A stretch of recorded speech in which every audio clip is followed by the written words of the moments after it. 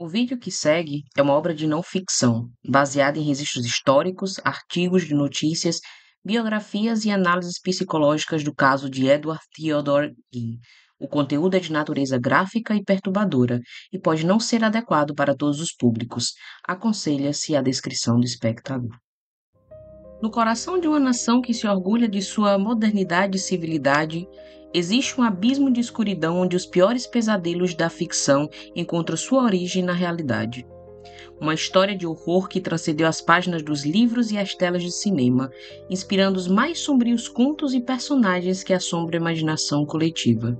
Este é o relato de um homem cuja mente distorcida e atos indivisíveis transformaram uma pacata e esquecida cidade rural em um palco de atrocidades inimagináveis. É um caso que não apenas chocou uma nação, mas redefiniu o conceito de maldade humana, forçando a sociedade a confrontar a fragilidade da sanidade e a profundidade da depravação. Prepare-se para mergulhar na perturbadora verdade por trás de um dos criminosos mais infames da história americana, um homem cujo nome se tornou sinônimo de terror. A história de Ed Gein não é apenas um conto de horror, mas um estudo de caso complexo sobre a natureza do mal, a fragilidade da mente humana e as consequências devastadoras de um ambiente de abuso e isolamento. É uma narrativa que nos força a confrontar as sombras mais escuras da condição humana e a questionar os limites da sanidade e até mesmo da moralidade. Através deste vídeo, buscaremos não apenas relatar os fatos, mas também oferecer uma análise aprofundada que nos ajude a compreender, ainda que minimamente, a mente por trás do monstro de Plainfield. Mergulharemos nas profundezas de sua psique, analisando os fatores que o levaram a cometer atos tão depravados, desde sua infância conturbada até o isolamento que se seguiu após a morte de sua mãe. Examinaremos as evidências, os testemunhos e as análises especialistas para pintar um retrato completo e aterrorizante de um dos assassinos mais notórios da América. Bem-vindos ao Dossiê do Mistério. Eu sou a Cass, e se você é apaixonado por suspense, mistério e relatos que gelam a espinha, este é o seu lugar.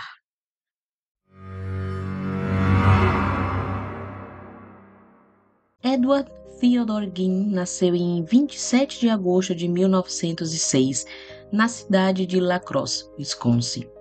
Um evento que à primeira vista não pronunciava a escuridão que viria a definir a sua vida. Ele era o segundo de dois filhos de George Philip Ginn e Augusta Ginn. A estrutura familiar em que Ed cresceu não era apenas disfuncional. Era um caldeirão tóxico de repreensão, fanatismo religioso e abuso. Elementos que se entrelaçariam de forma indissolúvel para moldar a psique de um dos criminosos mais notórios da história americana.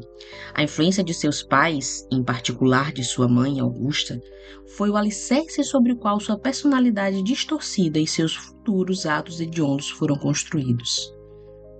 George Ginn, o patriarca da família, era uma figura trágica e para seus filhos uma fonte constante de medo e instabilidade. Descrito como um alcoólatra inveterado, ele era frequentemente violento com seus filhos Ed e Henry e emocionalmente distante, incapaz de oferecer qualquer tipo de afeto ou segurança. Sua presença na casa era sinônimo de tensão e ameaça, um ambiente de constante terror que contribuía para a insegurança, o isolamento emocional dos meninos. George era um homem fraco, dominado pela esposa, e sua incapacidade de proteger os filhos ou de se impor na família apenas reforçava a autoridade tirânica de Augusta. A dinâmica familiar era um reflexo da profunda disfunção, com George muitas vezes desempregado e a família dependendo da renda de Augusta, que administrava uma pequena mercearia e alugava quartos, o que só aumentava seu controle e ressentimento.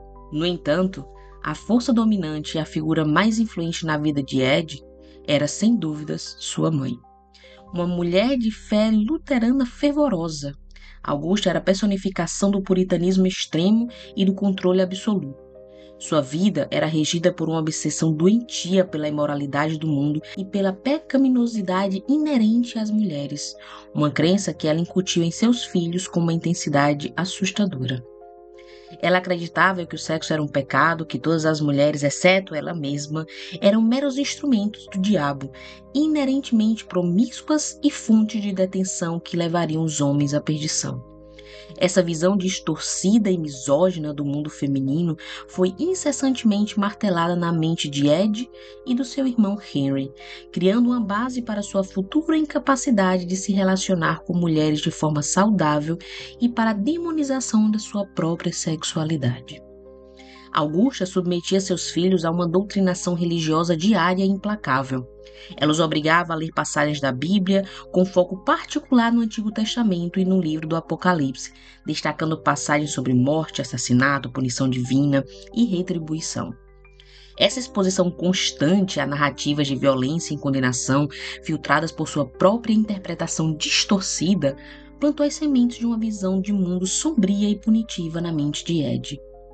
A demonização do feminino, vinda da única figura feminina que Ed conhecia intimamente e que ele idealizava, plantou as sementes da sua futura misoginia e da sua incapacidade de formar relacionamentos saudáveis com mulheres, criando uma profunda confusão em sua identidade sexual e emocional. Além disso, Augusta proibia qualquer forma de amizade ou interação social para seus filhos, especialmente com as meninas, reforçando o isolamento e a dependência deles em relação a ela. Henry, o mais velho, embora submetido à tirania de Augusta, demonstrava uma crescente rebeldia e um desejo palpável de se libertar da influência sufocante de sua mãe. Ele chegou a expressar preocupação com o apego doentio de Ed a Augusta, criticando-o abertamente e tentando alertar Ed sobre a natureza destrutiva de sua devoção. Tais críticas, no entanto, eram recebidas por Ed com choque e mágoa, revelando a profundidade de sua lealdade e dependência emocional para com a sua mãe. Henry, ao contrário de Ed, tentava desafiar o controle de Augusta, buscando emprego e socializando fora da fazenda, o que o tornava um alvo constante da ira e das repreensões da mãe. Ed, por sua vez, idolatrava a mãe, tornando-se obsessivamente ligado a ela. Em sua mente, Augusta era a única mulher pura e boa em um mundo que ele via como repleto de pecado e imoralidade. Essa idealização materna, combinada com a repressão de sua própria sexualidade e a constante doutrinação sobre a maldade das mulheres, seria um fator crucial em sua eventual descida à loucura e à depravação. A ausência de uma figura paterna forte e a presença de uma mãe dominadora e castradora criaram um vácuo emocional e psicológico que Ed jamais conseguiria preencher de forma saudável.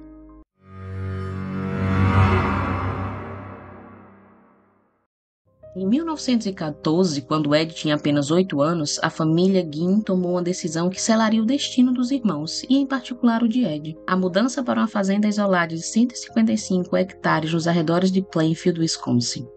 A motivação de Augusta para essa mudança era clara e implacável: afastar seus filhos da suposta imoralidade da cidade, que ela via como um antro de pecado e tentação, e garantir que fossem criados sob sua estrita e sufocante doutrina religiosa, longe de qualquer influência externa. A fazenda, localizada a quase 1 quilômetro dos vizinhos mais próximos, proporcionou o isolamento que Augusta tanto desejava, mas ao mesmo tempo privou Ed e Henry de qualquer interação social significativa fora do ambiente familiar. Esse isolamento forçado impediu o desenvolvimento de habilidades sociais básicas em Ed, tornando-o um pária social, incapaz de se conectar com seus pares. A ausência de contato com outras crianças e a constante vigilância materna criaram um ambiente onde a individualidade de Ed foi sufocada, e sua percepção do mundo exterior se tornou cada vez mais distorcida e limitada. Na escola, Ed era notavelmente tímido, desajeitado e isolado. Colegas e professores o descreviam como tendo maneirismos estranhos, incluindo risadas aparentemente aleatórias e inoportunas que surgiam sem contexto aparente, como se estivesse rindo de suas próprias piadas internas ou de vozes que só ele ouvia. Essas manifestações, em retrospecto, poderiam ser interpretadas como os primeiros sinais de um distúrbio mental subjacente, talvez alucinações auditivas incipientes ou um comportamento dissociativo que o distanciava ainda mais de seus colegas. Augusta, em sua paranoia e controle obsessivo, punia Ed severamente sempre que ele tentava fazer amigos ou se aproximar de outras crianças, reforçando ainda mais o seu isolamento e sua dependência dela. Ela incutiu nele um medo profundo de qualquer forma de interação social, especialmente com o sexo oposto, o que o levou a evitar qualquer tipo de relacionamento romântico ou sexual ao longo de sua vida. Apesar de seu desempenho social deficiente, Ed demonstrava um desempenho razoável na escola, com uma notável aptidão para a leitura. No entanto, essa habilidade era frequentemente direcionada a materiais que reforçavam suas fantasias e distorções, como as já mencionadas revistas pulp com temas de canibalismo e atrocidades, que ele lia avidamente, alimentando sua imaginação sombria e pervertida. Desde tenra idade, Ed foi exposto a experiências perturbadoras que contribuíram para a formação de sua psique distorcida e para a confusão da sua sexualidade. Aos 7 anos, ele teve uma experiência que marcaria profundamente sua sexualidade emergente, uma ejaculação involuntária ao observar seus pais abaterem um porco no galpão da família. Esse evento, aparentemente trivial para uma criança, foi interpretado por especialistas como um marco em sua sexualidade desviante, associando violência, sangue e morte a uma resposta sexual, um condicionamento perverso que se manifestaria de forma grotesca em sua vida adulta. Aos 12 anos, sua mãe pegou-o tocando-se na banheira, repreendendo severamente e chamando suas genitálias de a maldição do homem. Essa repreensão sexual brutal, combinada com a demonização do sexo e das mulheres, criou um conflito interno profundo e irresolúvel em Ed, levando-o a reprimir sua própria sexualidade e a desenvolver uma aversão patológica ao sexo. Augusta também impôs a ambos os filhos a promessa de permanecerem virgens por toda a vida, uma promessa que Ed, em sua devoção doentia e seu medo de condenação materna, levou a sério, contribuindo para sua total inexperiência e frustração sexual. Essa promessa, aliada à sua incapacidade de formar laços afetivos, o condenou a uma vida de solidão e fantasias perversas, onde a única forma de satisfação seria encontrada na profanação e na morte.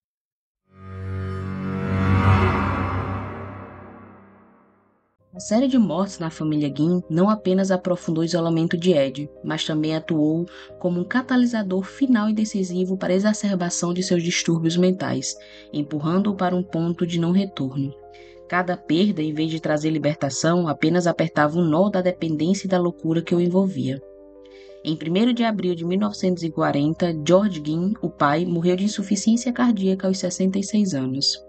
Embora a morte do pai tenha aliviado a tensão constante e o ambiente de abuso na casa, ela também intensificou a dependência de Ed em Augusta, que agora se tornara a única figura de autoridade, afeto e controle em sua vida. A ausência do pai removeu um obstáculo, mas também eliminou qualquer contraponto à influência sufocante e destrutiva da mãe. Ed, que nunca havia desenvolvido uma identidade própria, viu-se ainda mais enredado na teia de sua mãe, sem a menor chance de desenvolver autonomia. 4 anos depois, em 16 de maio de 1944, o irmão de Ed, Henry, morreu sob circunstâncias que permanecem misteriosas e altamente suspeitas. Ed e Henry estavam combatendo um incêndio em um pântano na propriedade quando Ed relatou que Henry havia desaparecido. Então, de forma estranhamente precisa e sem hesitação, Ed levou a equipe de busca diretamente ao corpo de Henry, que foi encontrado de bruços. Embora a causa oficial da morte tenha sido listada como asfixia devido à inalação de fumaça, o biógrafo Harold Schaster relatou que Henry tinha hematomas na cabeça, levantando fortes suspeitas de que Ed poderia ter tido um papel ativo em sua morte. A polícia, no entanto, descartou a possibilidade de crime, talvez subestimando a capacidade de Ed para a violência ou relutando em investigar a fundo, e nenhuma investigação oficial ou autópsia foi realizada na época. A morte de Henry deixou Ed e Augusta sozinhos na fazenda, isolados do mundo e um do outro, com a dinâmica de poder de Augusta sobre Ed agora completamente inquestionável. A ausência de Henry removeu a única voz de razão e o único elo de Ed com o mundo exterior, deixando-o completamente à mercê da influência materna e de suas próprias fantasias. Pouco tempo depois da morte de Henry, Augusta sofreu um acidente vascular cerebral, e Ed dedicou-se integralmente aos seus cuidados, tornando-se seu enfermeiro e servo pessoal. Sua saúde deteriorou rapidamente e ela sofreu um segundo derrame. E foi em 29 de dezembro de 1945 que Augusta Guin morreu aos 67 anos. A morte de sua mãe foi sem dúvida o evento mais traumático e decisivo na vida de Ed. Nas palavras do biógrafo Harold, ele havia perdido seu único amigo e seu único amor verdadeiro. Ele estava absolutamente sozinho no mundo. A perda de Augusta removeu a última âncora de Ed à realidade, por mais torcida que fosse essa realidade. ele ficou devastado. Em um ato de luta e obsessão que beirava a psicose, lacrou os quartos usados por sua mãe, incluindo a sala de estar e o quarto, deixando-os intocados e imaculados como um santuário. Ele passou a viver em um pequeno quarto ao lado da cozinha, enquanto o resto da casa se deteriorava em um estado de sujeira, desordem e putrefação. Um reflexo físico e literal de sua mente em desintegração. A partir desse ponto, a mente de Ed Gein, desprovida de qualquer freio moral ou guia racional, começaria sua descida final para a depravação mais inimaginável, transformando-o no monstro que a história viria a conhecer. A morte de Augusta não foi apenas uma perda, foi a remoção da última barreira entre Ed e suas fantasias mais sombrias. Um convite aberto para que a loucura tomasse conta de sua existência.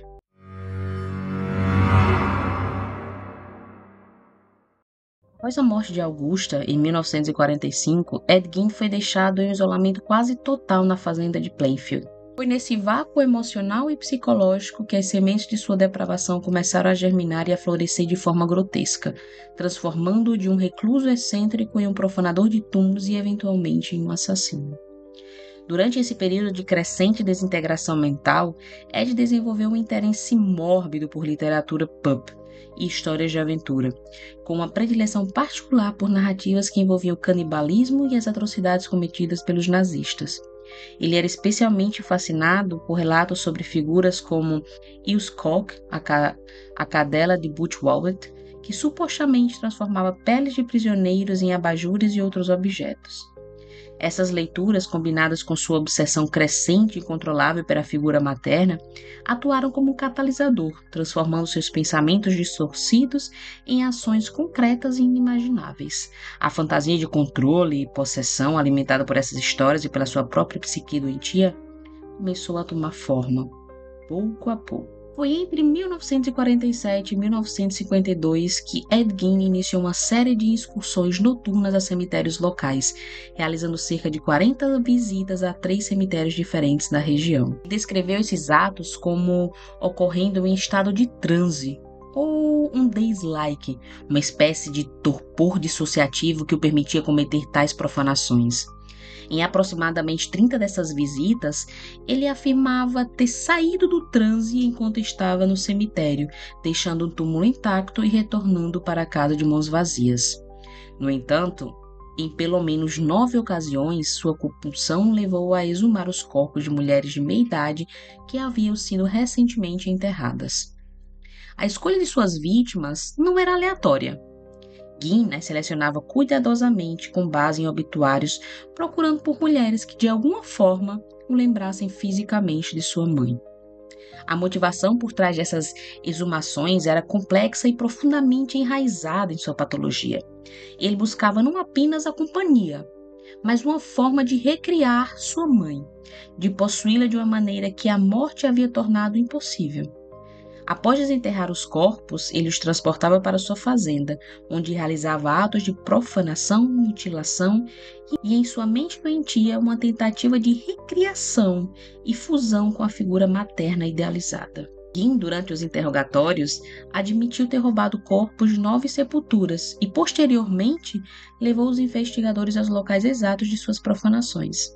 As autoridades, ao investigar os locais indicados, confirmaram suas confissões, encontrando caixões vazios ou com corpos mutilados, e até mesmo o pé de cabra de Gein em um dos túmulos, uma ferramenta sinistra do seu ofício macabro. Ele negou veementemente ter tido relações sexuais com os cadáveres, explicando com uma lógica perturbadora que cheiravam muito mal. No entanto, suas ações se enquadram inequivocadamente na categoria de necrofilia, uma parafilia caracterizada pela atração sexual por cadáveres, que no caso de Gein manifestava-se através de uma manipulação e da criação de objetos com os restos mortais. Sua compulsão era impulsionada por um desejo profundo e doentio de recriar sua mãe e de alguma forma se fundir com ela, buscando literalmente entrar na pele dela, como uma forma de superar a perda e satisfazer sua obsessão. A necrofilia de Gein não era puramente sexual no sentido convencional, mas sim uma manifestação de seu desejo de controle, posse e uma tentativa desesperada de preencher o vazio deixado pela morte de Augusta, transformando os mortos em substitutos para a figura materna que ele havia perdido e que em sua mente nunca o abandonaria novamente.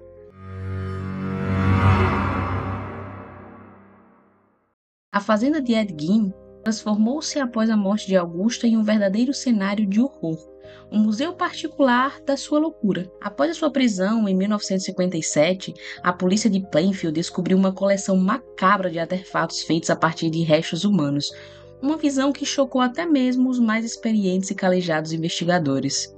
A casa, com exceção do quarto intocado de Augusta, que Gein mantinha como um santuário, estava repleta de objetos grotescos e perturbadores, cada um contando uma parte da história de sua depravação e de sua tentativa doentia de preencher o vazio deixado pela perda da mãe. Entre as descobertas mais chocantes e perturbadoras estavam ossos humanos e fragmentos, cestos de lixos e cadeiras, crânios humanos. Além disso, temos partes como coração, cabeça, e o mais aterrorizante, nove vulvas armazenadas em uma caixa de sapato, um dos achados mais chocantes e que mais contribuíram para a imagem de Gein como um monstro sexual, revelando a natureza profundamente sexualizada e pervertida de suas profanações. Além disso, era possível encontrar até mesmo abajur feito de pele humana, uma referência direta às histórias que o fascinavam sobre Ilsen Koch. Esses artefatos foram meticulosamente fotografados no Laboratório de Crimes do Estado,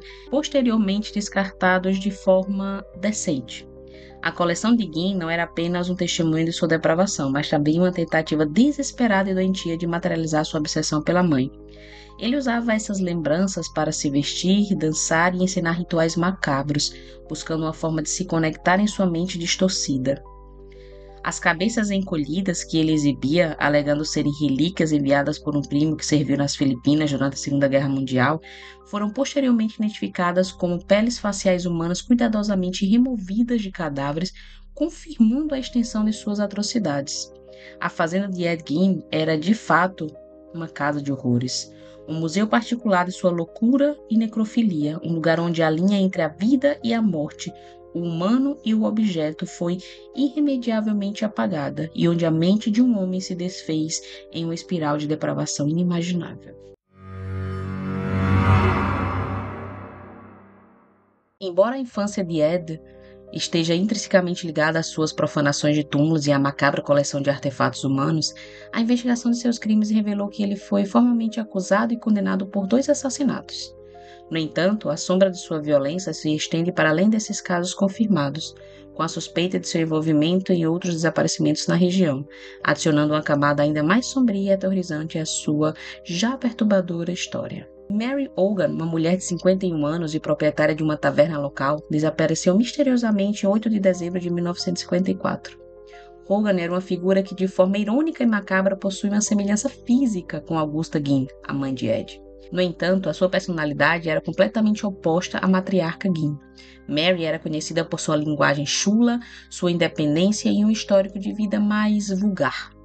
Essa dualidade, a semelhança física com a mãe e a personalidade contrastante, parecia ter exercido um fascínio doentio sobre Ed, que se via transfixado por ela, talvez uma projeção de seus próprios desejos reprimidos e de sua aversão ao feminino que não fosse sua mãe. Na noite de seu desaparecimento, Ed Gein estava na taverna de Hogan. Após consumir algumas bebidas e, em um ato de violência premeditado e frio, ele puxou as persianas do estabelecimento, apontou uma arma calibre 22 para a testa de Mary e atirou, tirando sua vida. O corpo de Hogan foi então transportado para a fazenda de Ed, onde foi submetido a atos de profanação. Sua cabeça foi decapitada e posteriormente encontrada na residência de Ed, adicionada à sua grotesca coleção. Um dia após o assassinato, em um momento de aparente confissão, ou talvez de uma necessidade distorcida de compartilhar seu segredo, Ed chegou a relatar o crime a um colega de trabalho, Elman Cook, dizendo que havia pendurado Mary Hogan em sua casa. Hugh, no entanto, descartou a declaração de Ed, não acreditando na gravidade de suas palavras, o que permitiu que Gein continuasse suas atividades sem ser detectado por mais alguns anos.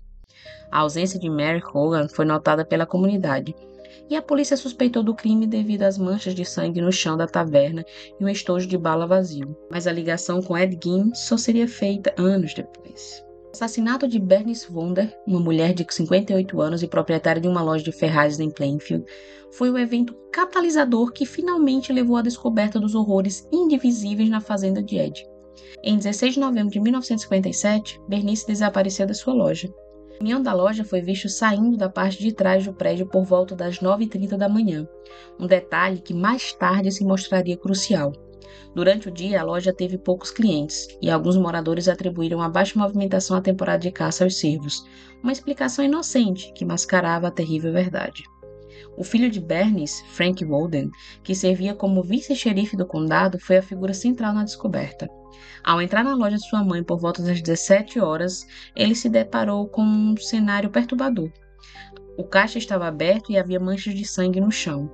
Ele também notou que uma espingarda calibre 22 estava fora do lugar em seu rack, um detalhe que, combinado com a ausência de sua mãe, acendeu um alerta de imediato. A pista mais crucial, no entanto, veio de um recibo de venda de anticoagulante, preenchido por Bernice, que era a última transação registrada antes do seu desaparecimento e estava em nome de Ed Gein. Com essa informação vital, Ed foi localizado e preso na noite de 16 de novembro de 1957, em uma mercearia em West Plainfield. O departamento do xerife do condado de Wassara, liderado pelo xerife Art Shelley, imediatamente se dirigiu à fazenda de Gein, esperando encontrar o corpo de Bernice Wonder. No entanto, a realidade que os aguardava superou em muito qualquer expectativa, mergulhando-os em um cenário de horror inimaginável que chocaria a nação e o mundo. No galpão da propriedade de Ed, o vice-xerife fez a descoberta mais grotesca.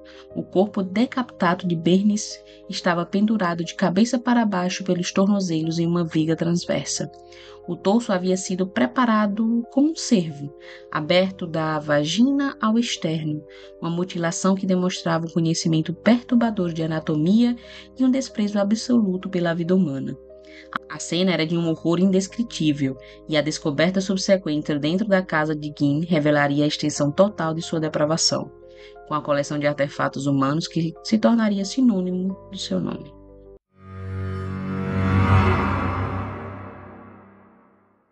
Além dos assassinatos confirmados de Mary Hogan e Bernice Wonder, a investigação sobre Ed Gein lançou uma luz sombria sobre outros desaparecimentos não resolvidos na região. Embora nunca tenham sido formalmente acusados ou condenados por esses casos, Ed Gein foi investigado e é amplamente suspeito de envolvimento, adicionando uma dimensão ainda mais aterrorizante à sua história e levantando a questão de quantas outras vidas poderiam ter sido ceifadas por suas mãos.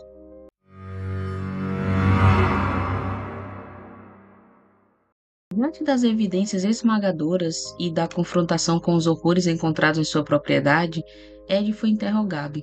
Inicialmente, ele permaneceu em silêncio, com uma postura calma e quase indiferente, mas logo confessou os assassinatos de Mary e Bernice. Ele também admitiu ter exumado corpos de cemitérios locais, detalhando suas incursões noturnas e a criação dos artefatos com os restos mortais. Ed também levou os investigadores aos locais das sepulturas profanadas, e as evidências encontradas corroboraram amplamente suas confissões, firmando as extensões de suas atrocidades e a frieza com as que executava. Sua capacidade de descrever os detalhes de seus atos sem qualquer remorso aparente chocou os interrogadores, revelando a profundidade de sua desconexão com a realidade e a moralidade. A notícia das descobertas em Plainfield se espalhou rapidamente, chocando a nação e o mundo. A fazenda de Ed Gein se tornou um ponto de interesse mórbido, atraindo curiosos, jornalistas e psicólogos, todos tentando compreender a mente por trás de tais atrocidades. O caso de Ed expôs uma realidade sombria e perturbadora, revelando a capacidade humana para a depravação e a crueldade, e deixando uma marca indelével na história criminal e na cultura popular, redefinindo o que se pensava ser possível em termos de horror real. A pequena e pacata cidade de Plainfield jamais seria a mesma, estaria sempre associada ao nome de Ed Gein e aos horrores que ele escondeu em sua fazenda.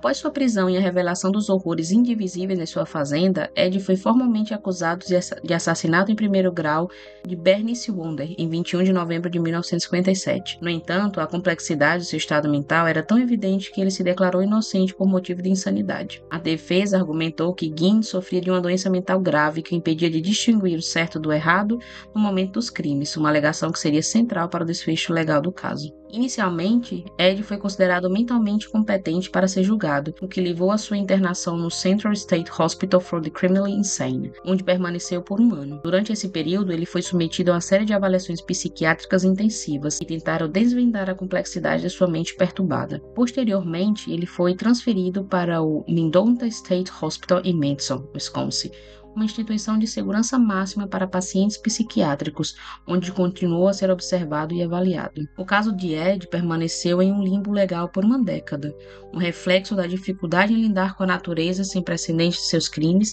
e seu estado mental. A sociedade e o sistema jurídico lutavam para compreender como um ser humano poderia cometer tais atrocidades. Em 1968, após anos de tratamento e avaliações, seu caso foi reaberto e ele foi finalmente considerado competente para ser julgado. A decisão de considerá-lo apto para o julgamento foi baseada em relatórios psiquiátricos que indicavam uma melhora em seu estado, embora a profundidade de sua psicose ainda fosse reconhecida. O julgamento, que começou em novembro de 1968, durou apenas 1 semana, um período surpreendentemente curto dada a gravidade e a complexidade do caso.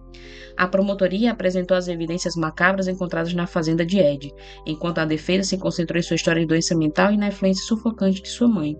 O júri, confrontado com a brutalidade dos crimes e a aparente fragilidade mental do réu, teve a difícil tarefa de decidir entre culpa e a insanidade. Ed foi considerado culpado pelo assassinato de Bernice. Contudo, o tribunal também concluiu que no momento do tiroteio, Keenan estava são. Consequentemente, ele foi declarado não culpado por motivo de insanidade e foi novamente internado em uma instituição psiquiátrica, onde permaneceria pelo resto de sua vida. Essa decisão refletiu a compreensão de que, embora ele tivesse cometido os atos, sua capacidade de julgamento estava severamente comprometida. A promotoria, diante da sentença de internação perpétua, decidiu não prosseguir com a acusação pelo assassinato de Mary Hogan, uma vez que Ed já havia sido condenado por um assassinato e passaria o resto da sua vida sob custódia psiquiátrica, tornando um segundo julgamento redundante e desnecessário. Foi então em 1974 que Ed tentou, sem sucesso, ser liberado, alegando ter recuperado sua saúde mental. No entanto, seu pedido foi rejeitado após uma reavaliação que confirmou a persistência de seus distúrbios e a natureza incurável de sua condição. Ele foi transferido então para o Mendota Mental Health Institution em Madison em 1978, onde permaneceu até a sua morte em 26 de julho de 1984, aos 77 anos, devido à insuficiência respiratória e cardíaca. Sua morte marcou o fim de uma das histórias criminais mais bizarras e perturbadoras da história da América, mas seu legado continuaria a assombrar a cultura popular por décadas.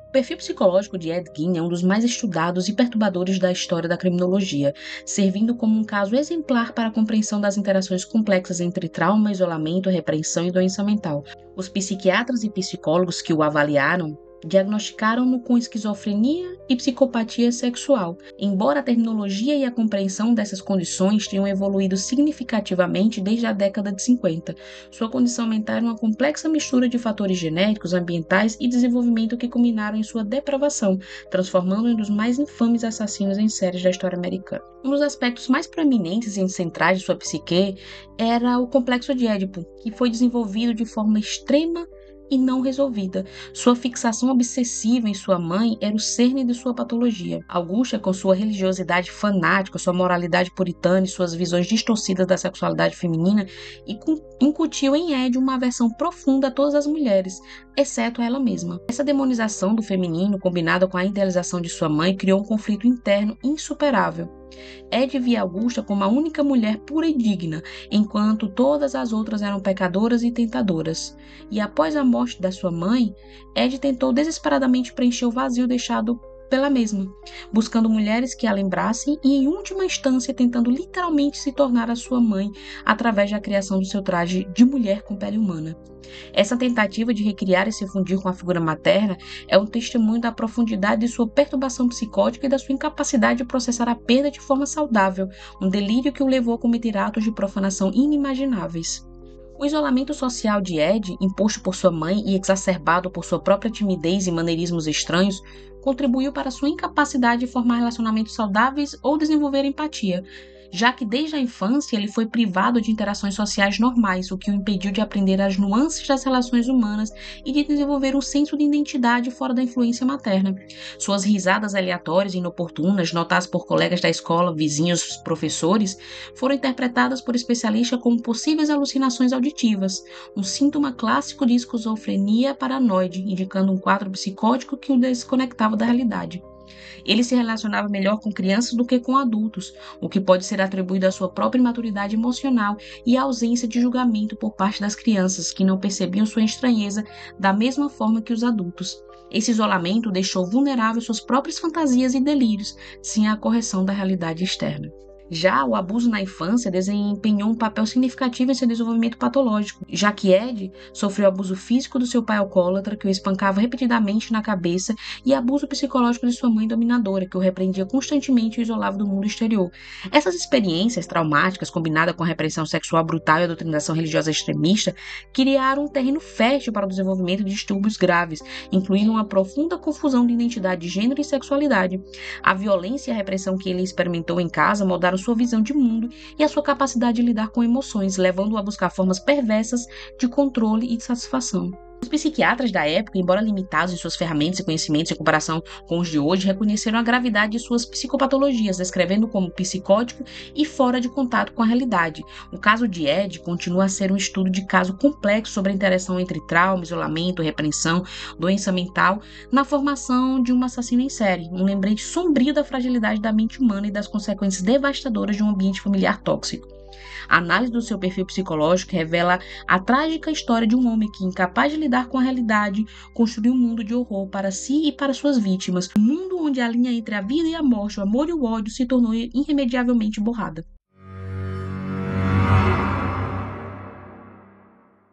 O caso de Ed Gein, com sua mistura única de necrofilia, canibalismo, profanação de túmulos e a criação de troféus humanos a partir de restos mortais, teve um impacto profundo e duradouro na cultura pop, especialmente no gênero de terror.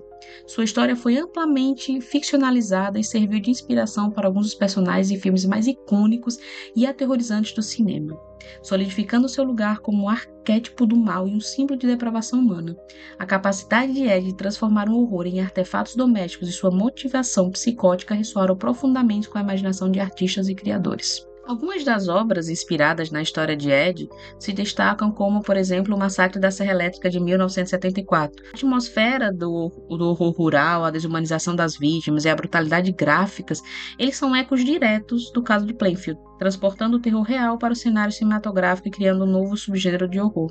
A família disfuncional de canibais, com sua casa cheia de móveis feitos de restos humanos, é uma clara alusão à fazenda de Ed e aos seus macabros artefatos. Outro também que podemos citar seria O Silêncio dos Inocentes, o romance de Thomas Harrison de 1988. Onde nos foi apresentado o famoso serial killer Buffalo Bill. Personagem este que sequestra mulheres para esfolá-las e criar um traje de mulher com suas peles, sendo essa uma das referências mais diretas e perturbadoras aos atos de Ed, especialmente sua obsessão em se tornar sua mãe. Alguns também chegam a dizer que Psicose, dirigido pelo famoso Alfred Hitchcock, também foi baseado na história de Ed. Porém, o personagem que seria o Norman Bates, com sua relação obsessiva e edipiana com a sua mãe, seria o ato mais comparado com a história de Ed. Só que, na verdade, o romance, que foi escrito por Robert Bloch em 1959, já estava escrito muito antes de toda a história de Ed vir à tona e ser tido como inspiração, por assim dizer.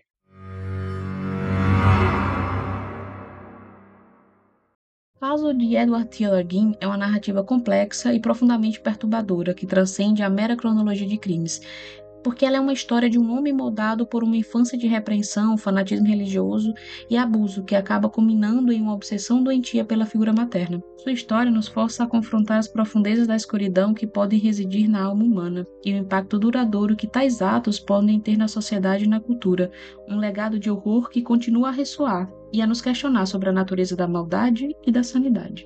Chegamos ao final de mais uma história que gera aquele arrepio na espinha e que nos faz viajar sobre a mente doentia e complexa do ser humano. Então, se você gosta de vídeos como esse, não deixa de se inscrever, não deixa de compartilhar. Isso ajuda bastante o canal. Deixa aquele like marotésimo e comenta aqui embaixo se vocês já tinham ouvido falar nessa história, se vocês assistiram a nova série do Ryan Murphy, né, o Monsters, na Netflix. Mais uma vez, muito obrigado por acompanhar o vídeo até o final. A gente se vê no próximo. Um abraço do meu lugar do mundo e tchau!